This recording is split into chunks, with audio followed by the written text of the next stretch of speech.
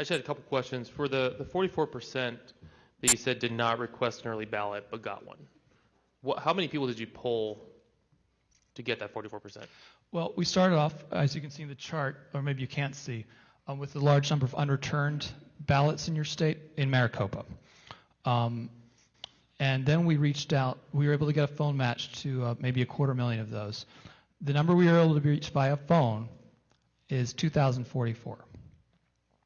The number who said they did not request that ballot was 902. Now, when your colleague asked me the question about how many, what's the margin of illegally cast ballots, my estimate, I don't apply any of this, but this does raise a lot of questions. And should a ballot be counted if somebody themselves did not actually request it? Right.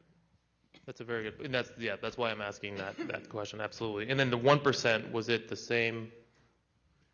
That was this is among our shot in the dark, calling people on the phone to ask them, did you actually cast the ballot? Because their voting history suggested that they hadn't voted very often, if at all. So that's this universe that we decide to reach out to, and we pulled a data load in the state of in case of your state of about 35,000.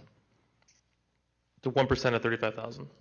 Right, but that universe could potentially Sure. be much larger. I just wanted to give our phone center an amount to sort of chew on, and the numbers. Again, we saw the video of Mr. Garrett.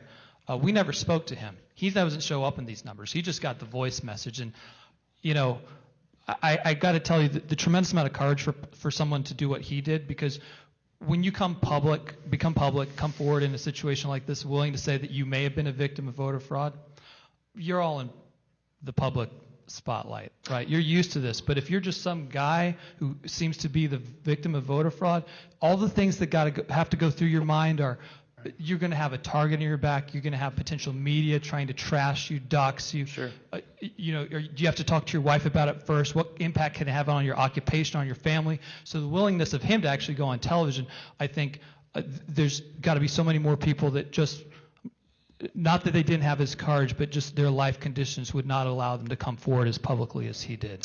Yeah, and I think, I don't care if it's one voter that this happened to. I mean, it's illegal.